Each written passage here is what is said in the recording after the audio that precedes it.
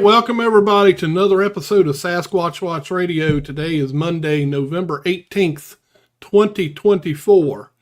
We got a great show coming on here tonight. Before I bring Kathy in here, let's get Gary Kendrick, our co-host, in here. How's it going tonight, Gary? Hey, Billy, how is everybody tonight? Good. You and your sore back, right? Yeah, Lord have mercy. That's what happens. Like moving Christmas decorations.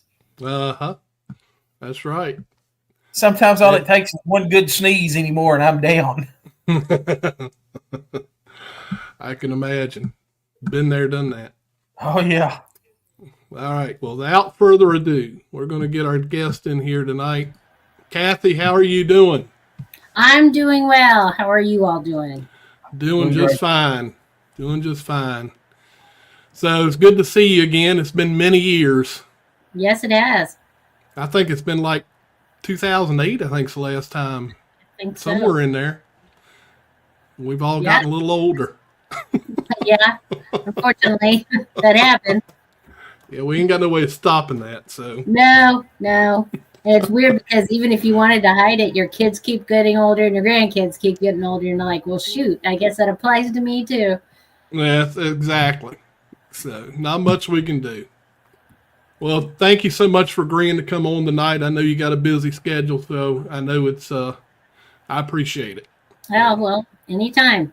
All right. So I'm going to turn Gary Kendrick loose on you. And see what kind of questions he's come up with. Go ahead.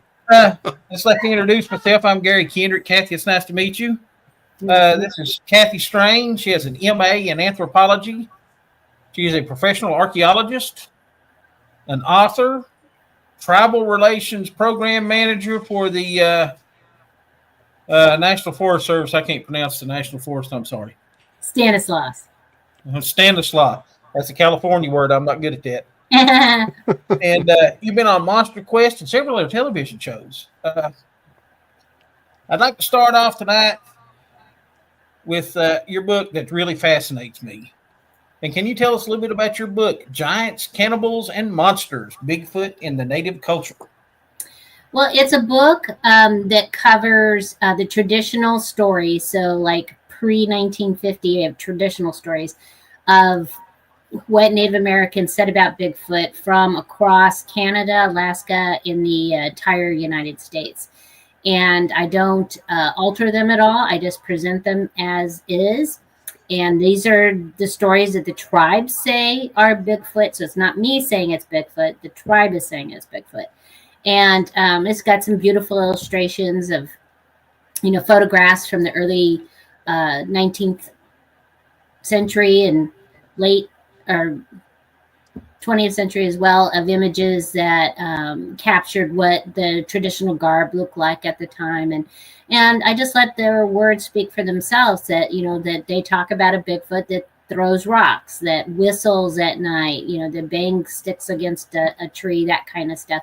And just because for me, in order to know what Bigfoot is or what he's capable of, you have to know the past. You have to know what Native Americans who would have lived with him longer than any of us, of course, if you, obviously there's only one way into North America. We know Bigfoot didn't evolve in North America and likely came across the same way that Native Americans came into the Americas. They would have had more interactions over time, and so that's what I wanted to present. What do they say? What can you learn from it? Excellent. Great. I believe it's like 57 tribes. Is that correct? I don't even remember anymore, but yeah, it's nearly 60 different tribes, and it covers, there's a few blank areas. The Midwest, Iowa, Kansas really has nothing that comes from it because the tribes were displaced, and so they lost a lot of that history. But generally, it, British Columbia, Canada, Alaska, California, all the way over to the Midwest, and you get Texas and the southern states, and then you get up into New York, Dakotas, Minnesota, those types of areas are covered in the book. You know, if there was something to find, a lot of tribes were, especially in the East, were disrupted by moving them from their original locations and then into Oklahoma. And so there is some lost knowledge there, because it just, you know, they were told, don't speak your native language, don't do this, don't do that. And so they tried to assimilate, and that caused a lot of loss in knowledge. Yeah. I'm part Native American myself, so it really fascinates me. Yeah. Part of my heritage is Cherokee, and you were talking about the displacement. And I know there's a lot different. The Eastern Band of Cherokee has a lot different stories than the Western Band of Cherokee. Yes. And I think the Western Band of Cherokee it's almost like a melting pot. I think they absorbed a lot of the other stories from a lot of the other Indian nations that they were around. It's potential. I mean, there's no really a way to know. I mean, we do know, if you want to look at it in prehistory, but we call, you know, when Europeans made it into Americas, we call that contact, the time of contact. And prior to that, of course, and still very long after that, what I'm fascinated by are the things that match each other. So like in California, there's always this characteristic of what Bigfoot is. And that, you know, you didn't have the internet back then. You didn't have telephone. And so it's intriguing when you have these stories that are very similar, is what I would expect with a real biological animal. So if every tribe had, this Bigfoot can, you know, jump 5,000 feet in the air and can land back down, but the next tribe says, no, he can run 1,000,000 miles an hour and go around the world, kind of thing. That kind of would make me go, this clearly is not a real creature. And then when you look at, you know, West Coast stories versus East Coast stories, you have the same characteristics being shared. You have the same characteristics in Alaska. You have the same characteristics in Florida. That's what lends me to believe it's a biological creature. And so if a tribe like the Western Cherokee picked up stories, it's maybe because once they got to Oklahoma, what they were saying about that area, maybe they adopted it because that's really what was going on. You know, it's hard to know that. But you have to be in really, really close contact with another tribe to even remotely pick up any of their stories and speak a similar language. You have to have there's I don't even know, I think in California alone, prior to European contact, I believe there was like 200 different languages spoken just in California. And so if we're that diverse, I can imagine what the rest of the United States is. Oh yeah. Oh yeah, it's a huge difference. Mm-hmm. I like hitting the hard questions right off the bat. Can you tell us about your encounter in Area X in Oklahoma, and what makes Area X good habitat for Sasquatch? Okay.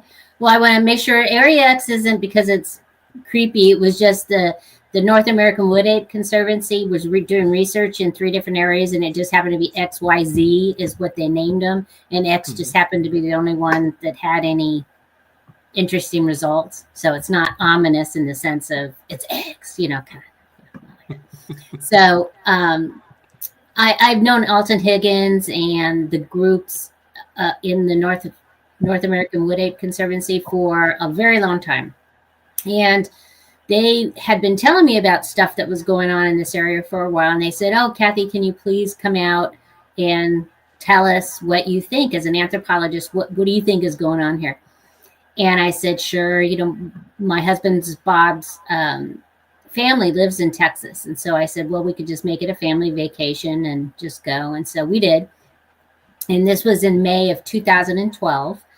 And I always joke because as a Forest Service employee, I always amaze myself of what kind of road I'm willing to go down, how am I going to risk it for the biscuit kind of thing.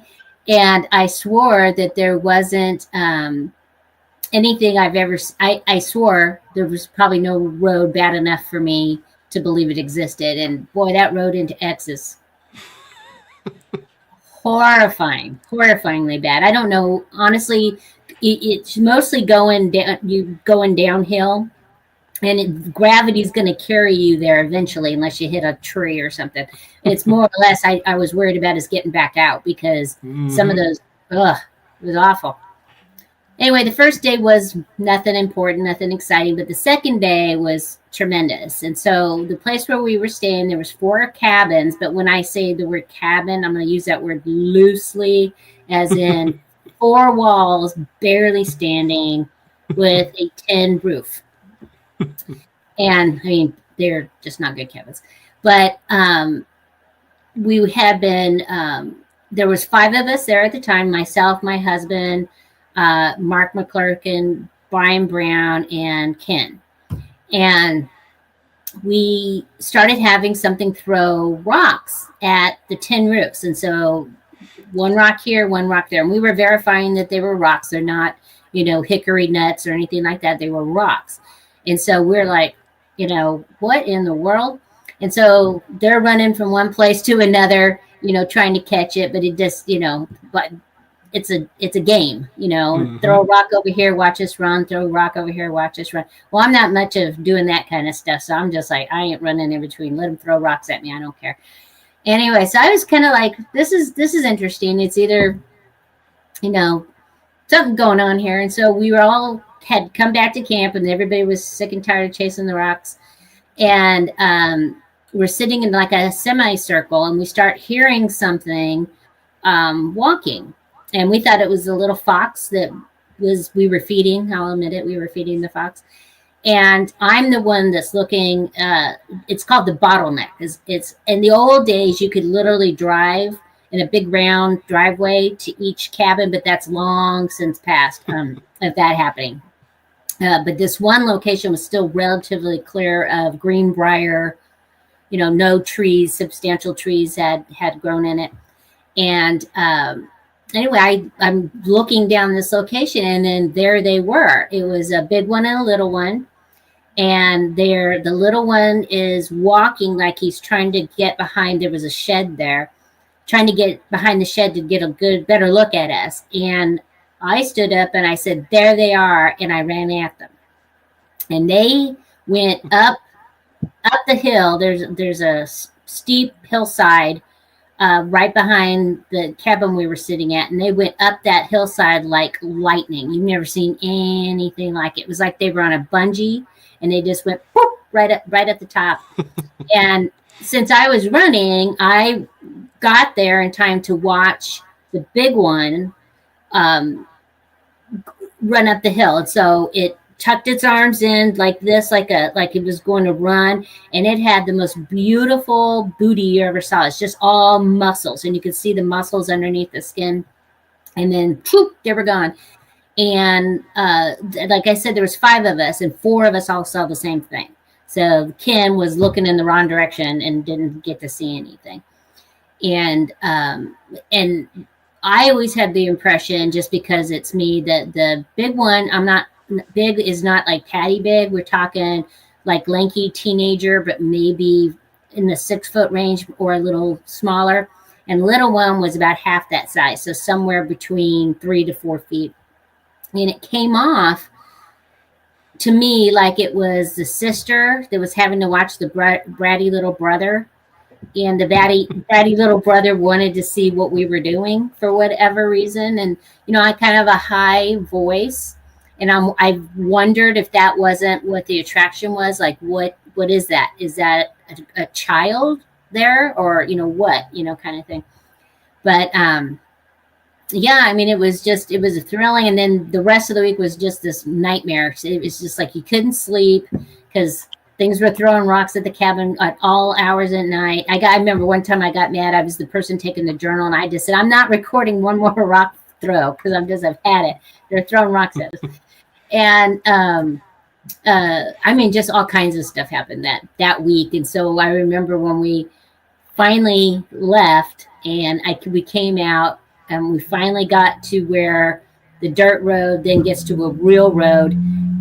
Bob just stopped the car and we looked at each other like, holy crap. That was just intense. And so And I went back then. We've been back many, many, many times. And then I saw what I would call a baby Bigfoot in the tree in 2013. And then 2014, I saw a big, gigantic gray one that was made Bob look like a little tiny butterfly. It was so large. So wow. So you've had a few. We've been inundated with questions right here. I'm going to put some of them up, but before I do that, I just want to start off by saying, you ran at them? Yeah. I'm not trying to be ugly, but you got cojones like this big. Yes. I was planning on at least getting close enough to get. Well, I mean, that's what I'm there for, to do research, and so you can. But I had the impression. I actually can't honestly say why I did it, other than I was excited. Here's my, I've been doing this for, I don't even know, 40 years, and this is my first sighting, and so I thought maybe I could stun them. And they would stop, like they go, "What are you doing?" kind of thing. And maybe I could get some hair or something that I could go, "Here's some DNA or something." And, of course they're going to run away. I mean, how stupid, but it doesn't make any difference. That's what I did. And the worst part was we had a camera set up. And if I had just a couple seconds, just waited, I think the camera would have picked them up. But instead you just had my butt. So. Just for the record, if I was there, I'd have said the same thing. What are you doing? But here's our first question. Sasquatch Crew says, Kathy, why cannibal? Because a cannibal is actually a more traditional story. It's one of the most common stories of Bigfoot having a basket on his back. And he goes around and picks up bad children, throws them in his basket, and then that's what he has for dinner. And it's very, very common. And so I may screw the pronunciation of this up, but is that Junisqua? Tonaqua. Tonaqua. Yes. And then Tonaqua also has a kind of like a sidekick, the Buckwas. Bukwas. Yeah. Yeah, that's her son. And okay, here's our next question. Sure. Bigger Dog says, Kathy, are you doing any research in your local area? We do still do research in our local area. It's right now the weather has changed very dramatically. We're going to have several feet of snow by tomorrow.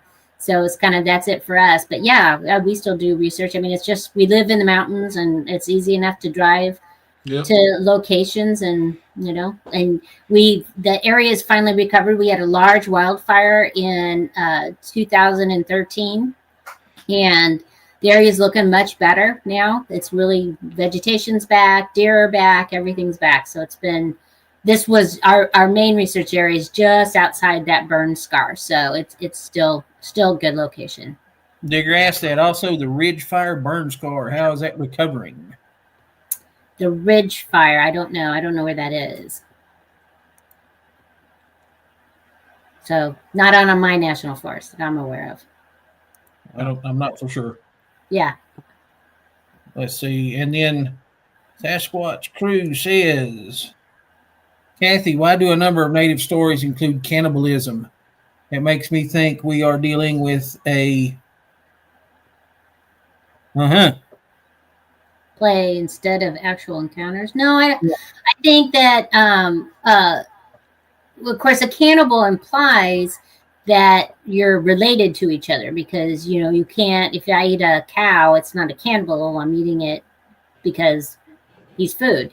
And a lot of the stories, usually something else was going on, like maybe there was a bad season of food resources, but basically, humans, we're when you're the apex predator in the forest, everybody's a food source, right? And so especially those young little tender, yummy, tender ones that are, just running around and supervised, I can see that being, a tasty potential, food source. But it's, they also, especially in the South, there's also tales of kidnapping occurring for marriage partners. Mm-hmm. And in several other places, there's kidnapping for raising you as their child because they didn't have children. And so there's this kind of stealing thing is pretty pronounced throughout Native American culture. And they still talk about that stuff. I've talked to elders not all that long ago. For me, 10 years ago is not that long ago because, time just flies. But they were dancing or drumming. And a Bigfoot apparently liked the sound and wanted to, stick around and listen to it because it hadn't been heard for a long time. And the elder told me that, he told the Bigfoot, that's fine. But if any of our kids come up missing, we're going to come get you and we're going to kill you. So, it's interesting. It's interesting you mentioned drumming because it just reminded me of something. When we were doing some investigation, as funny as this sounds, right outside the capital of Virginia in Richmond, we were near the airport over there, and there was this wooded area where we had a sighting come in, and we went and did an investigation. You remember Bill Dranginis? Oh yeah. We had both went out there, and Bill recorded something very interesting. First of all, we were finding a lot, well, not us, but there was an archaeologist that was finding a lot of Native American artifacts in that area. And Bill had recorded something one night that sounded like drums. And it went on for a long time. So as soon as you brought that up, it just came back in my memory. Yeah. Billy, you remember when we was in Partlow, me and I can't remember who was with me at the time. It may have been Brandon. I'm not for sure now. But we heard drums that one night. Mm-hmm. Yeah, I remember. Yep. We heard drums that one night. I know in the Native American legends, the Cherokee legends that's been passed down to me. Cherokee believed that there was two different kinds of Bigfoot. One was friendly with the Cherokee and actually even learned to speak a little Cherokee. And the other actually hunted and preyed on Cherokee Indians and ate their liver and their brains. Yeah, very specific. It kind of makes sense, though, because that's the two fattiest organs in your body. And if you're, like the bears in Alaska eat the skins of the salmon first because that contains the most fat. Mm-hmm. It kind of makes sense for a survival thing. But there is a lot of legends of cannibalism. Yeah, and then that's when we have found deer dead. A lot of times that's the only thing that's missing is the liver. Yep. But it's easier to chew. It's easier to digest. You don't have to mess with the skin, all that stuff that goes with that. So, nutrition, everything alive needs nutrition, and you have to get it one way or the other. And so,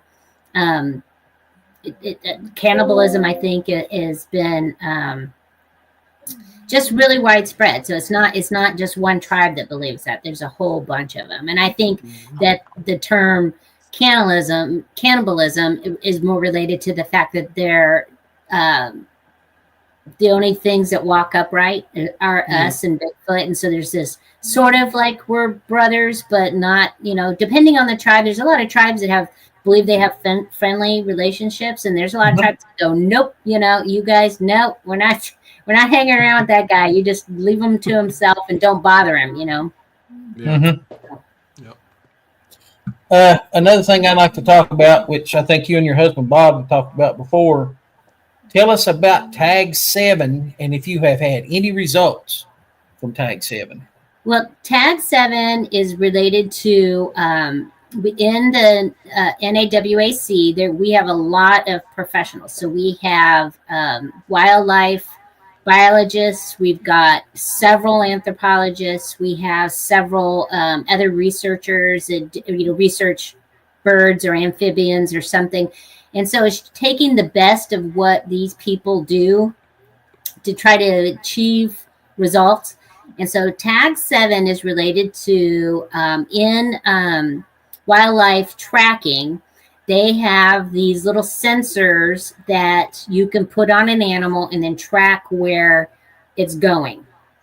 And so we had put up multiple tags, and Tag 7 obviously is the one that got utilized, but we put them in a I don't know what y'all call it, but a huckleberry.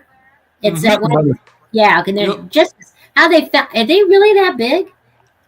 Oh, they can get some of them. Yeah, Yeah. Oh they're wow! pretty substantial. Wow. Yeah.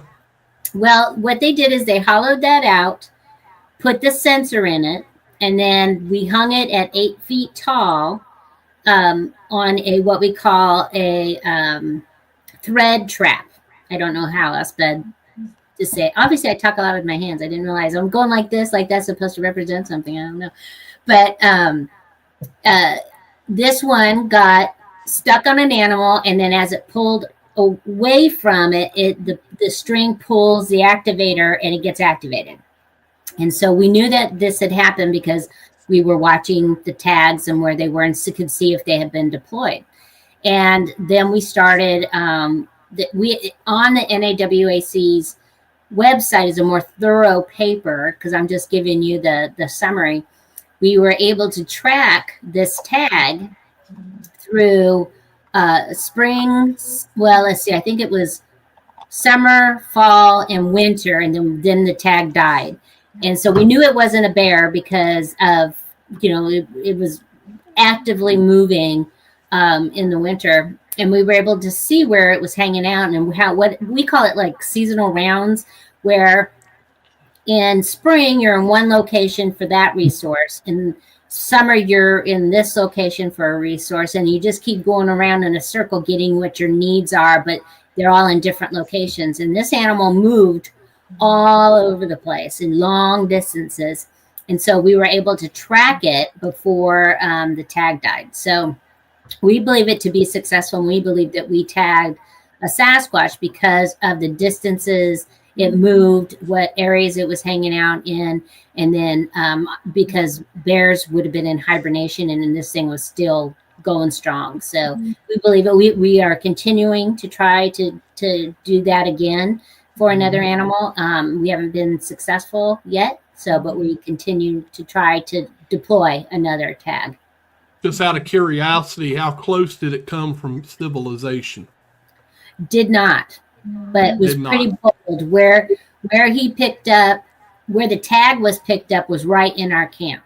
So he come into our camp and got tagged that way. But yeah, most of the time was trying to stay away from any population, and you could see that. Got it. All right, it's that time, folks. It's that time. All right, so we've got so Kathy told me that she was a 1980s girl. Mm-hmm. So I automatically assumed she loved listening to the 80s pop music. So we are going to play, this song has been called Kathy Strain's Quest. Here we go.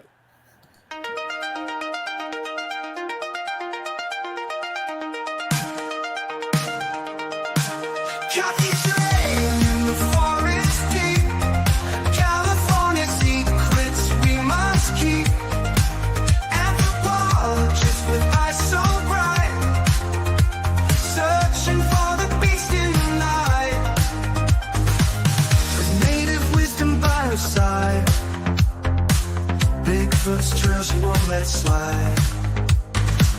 Her heartbeat strong, her spirit's wild. She's on the hunt with nature's child. Oh, Kathy straight in a Bigfoot dreams, through the trees and moonlit beams. Mysteries in the night she seeks, with every step the silence speaks. Oh, Kathy straight in a Bigfoot.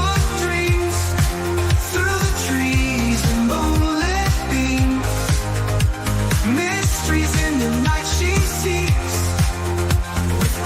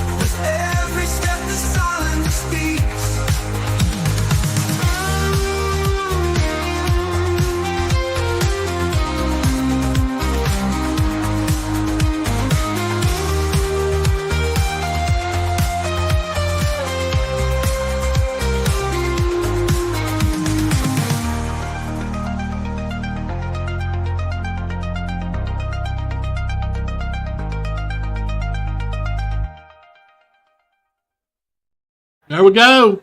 That was awesome.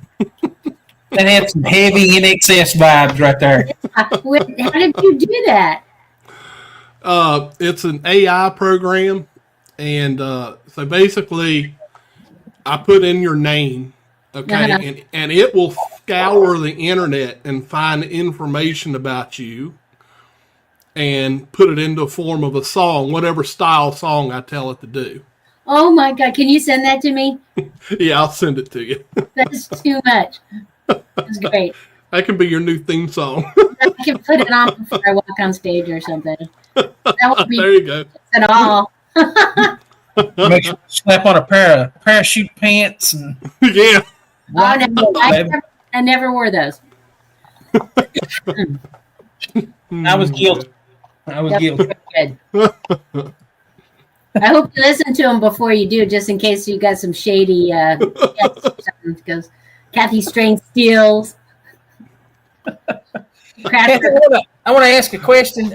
Can you tell us about Old Gray? I think was the nickname of the gray Bigfoot that you saw. Yeah, he's a big sucker, man. That is the only. A lot of sightings in Area X have been of him. So there's several members that have seen him multiple times. He is just extremely large. His hair is fully gray, so it tells me, I would guess that means equates to age. I'm guessing, and so I would assume he's the dominant male in that area. But yeah, I would be happy to never see him again. That would make me quit Bigfooting if I had if it wasn't basically.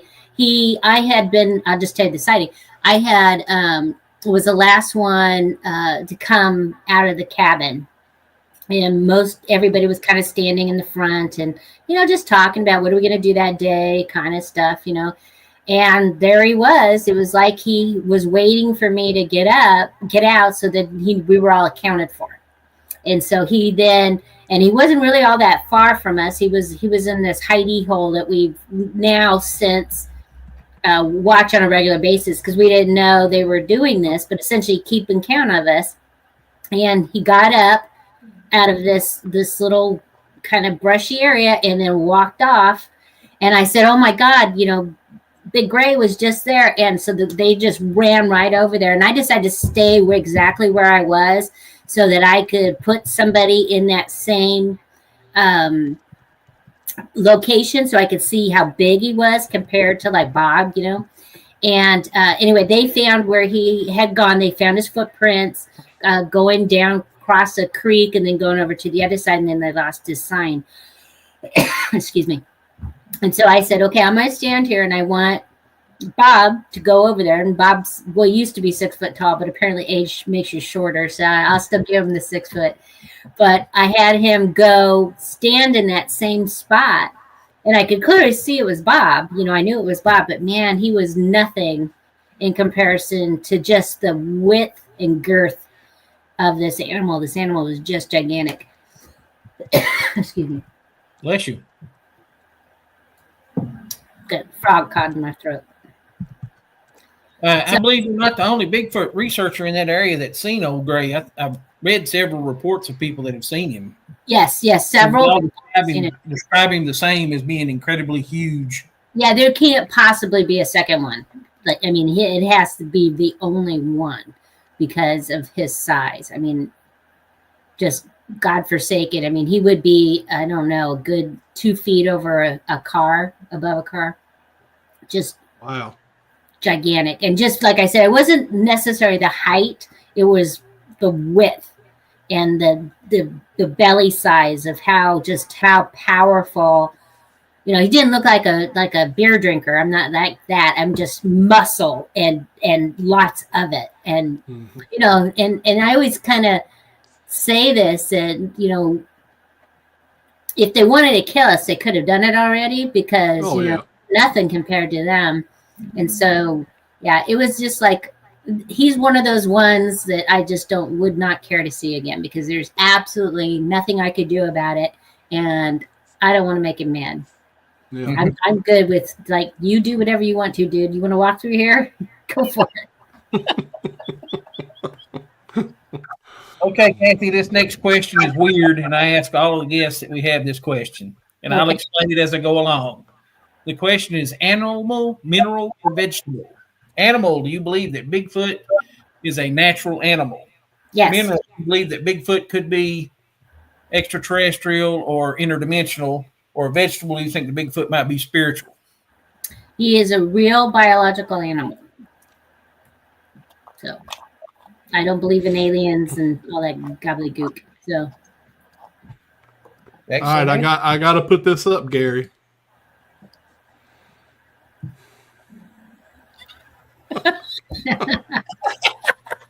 wow. That's bad stuff.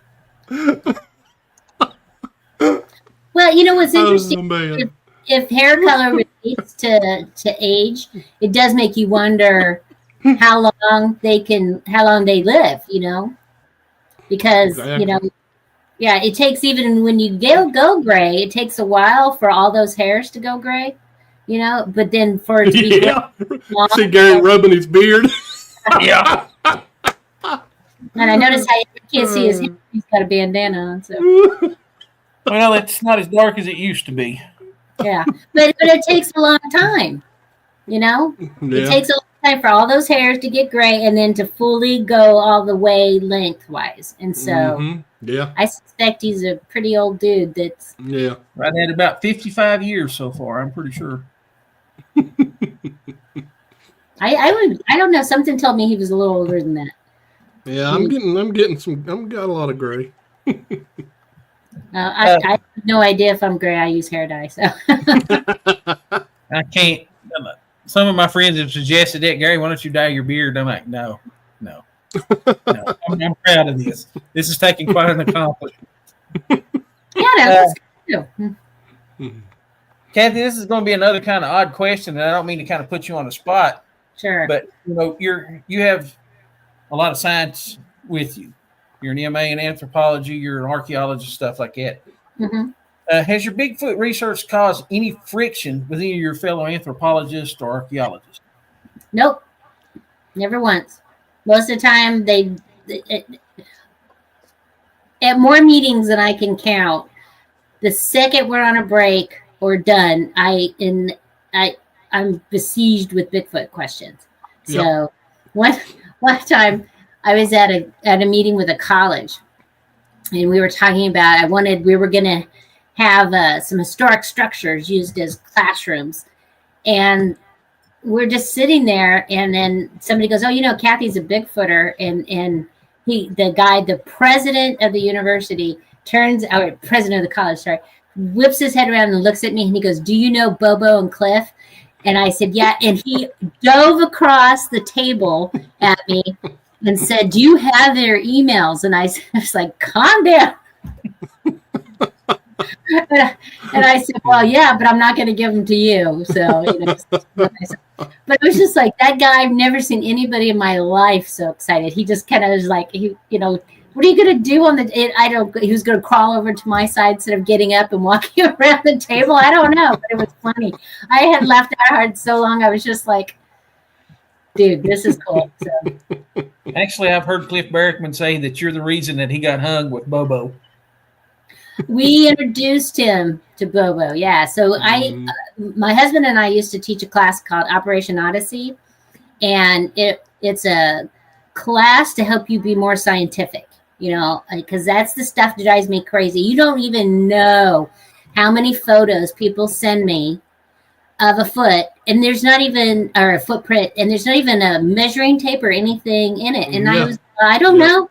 I'm not looking at this because I can't tell you anything about it. Right. So we taught this class about how to use measuring tapes, how to record data, how to blah, blah, all this stuff. And Cliff Barrickman was in that class. I had personally invited him, but way before. And then I think it was, we said, hey, this guy's really cool, to Bobo. And Bobo, we told him, Cliff's really cool, you know, just back and forth. And then mostly Bob would go on Bigfoot trips. Only boys allowed with them. And so that's how they became good friends. So. Mm-hmm. Yep. Got another one here. Mickey Martin says, legend says that 10% of all Bigfoot sightings have actually been Gary. I'm not tall enough. We're earplugs. Look, there's an orang pendek. Yeah, I might meet that status. I'm kind of a short dude. The next thing I wanted to ask is, with all the stuff that's going on with the scientific community right now and all the advances in science and things like that, do you think that Bigfoot will be proven to exist in your lifetime? I actually do. We are the new thing on the horizon is what we called just went out of my head. Environmental DNA. I started going, what does the E stand for? Environmental DNA, where we can get DNA from water. And so for an animal or through soil, we can do it through soil now. But there's also a new thing on the horizon is that we can get DNA in the air. Oh, nice. So something has been in the air, we can pick up. We have to have special filters, but it basically filters the air and puts all the DNA onto this filter. Then we can test for DNA. And so I think that is the key to everything. I think we have finally, and it's cheap. So this isn't back in the day when we were doing DNA and it was $10,000 for a sample. No, this is really cheap stuff to do. And so I believe in my lifetime, it is going to be proven because we're going to get multiple samples. And personally for me, I would really like the sample to come somewhere not in the Pacific Northwest. Like the first stuff we start getting, it's all like Oklahoma, Georgia area, whatever, because if it exists in the South, it's going to exist in California. And so that's what I would like to see. And I have already heard some rumors that we do indeed have a sample that cannot be identified. And so there is some hope there. What is it? We don't know. So that's, I don't think it's going to get us out of having to get something directly, because you got to have to compare those samples to something. And so we may not be out of that game, but I think in the long run, we're still going to, if we get enough of those unknowns or not quite human kind of thing, I think that's going to trigger something. So I would think you'd have to have several just in order to set up a baseline.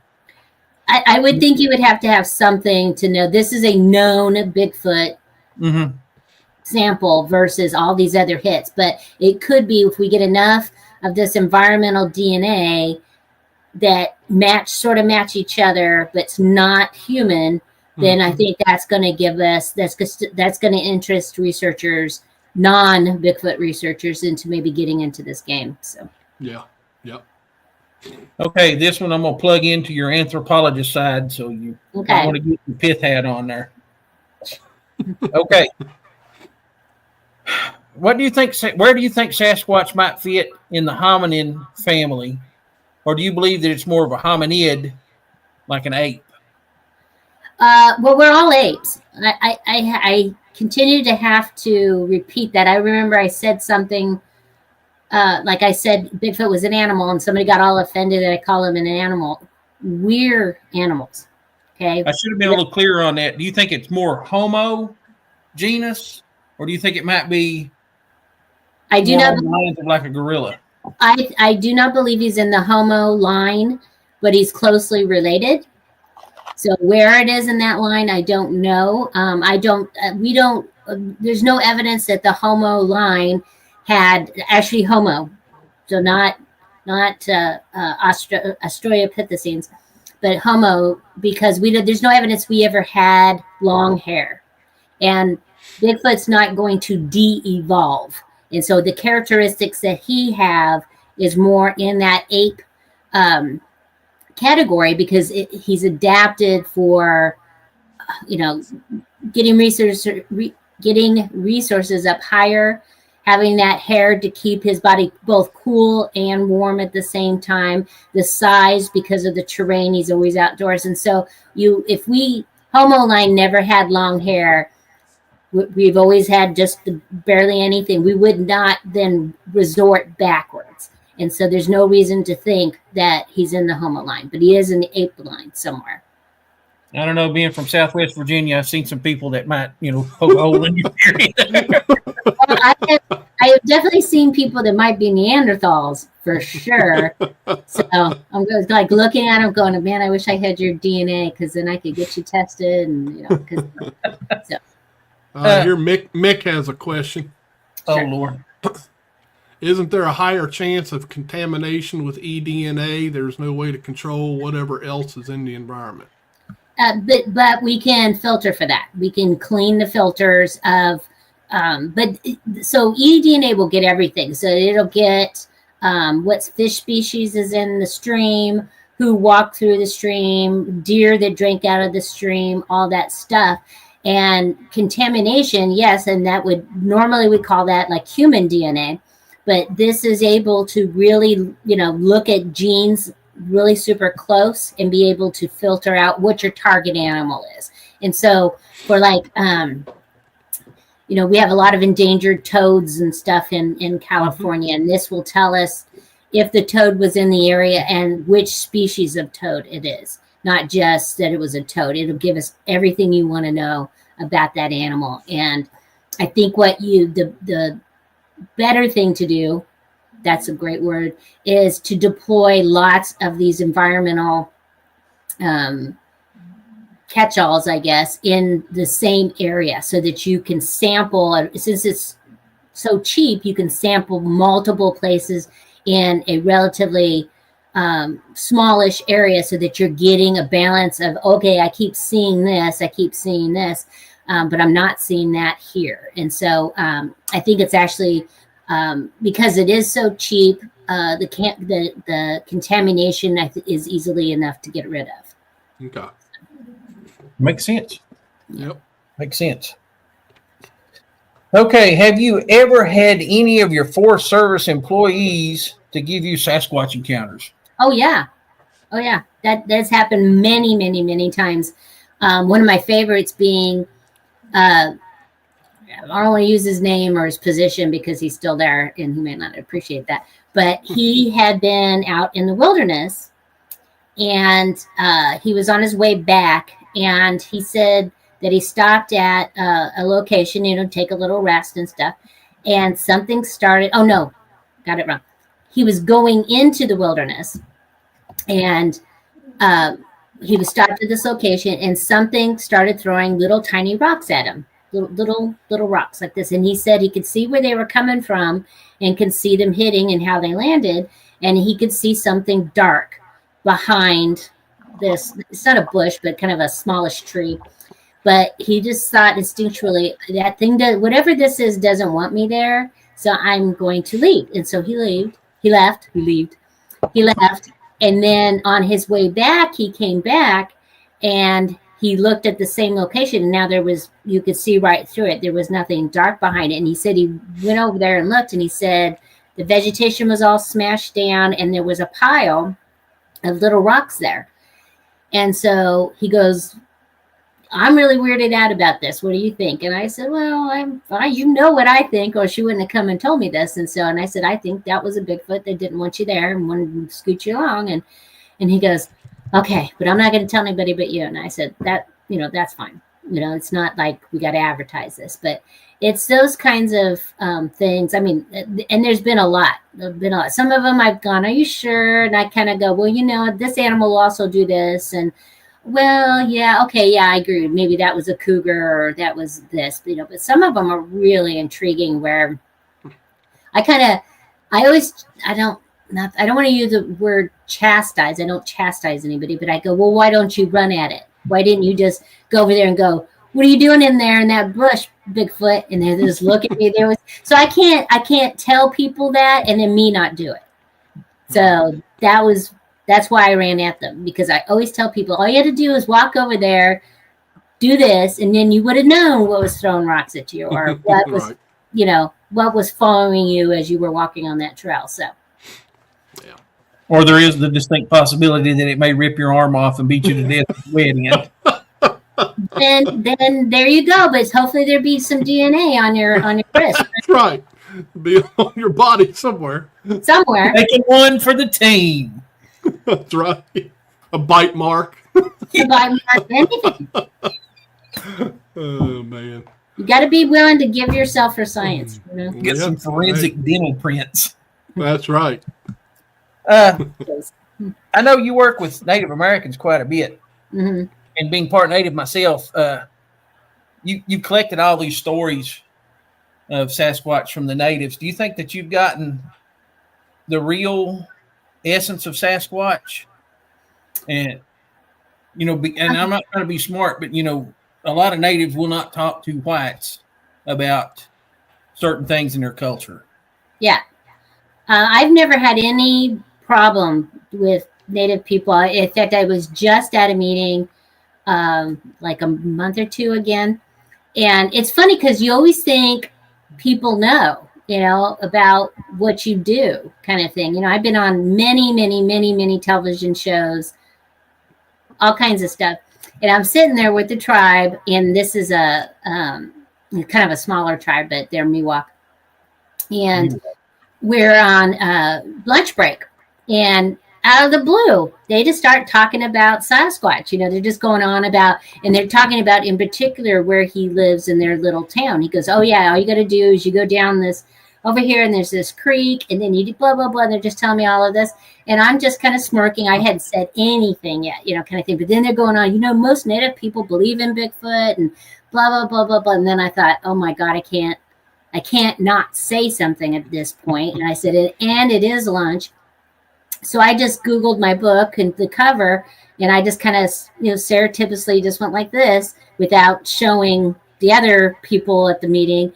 And they were like, oh my God, I didn't know you were into Bigfoot. And then, the next 20 minutes is filled with questions. And then they said, we have a Bigfoot song.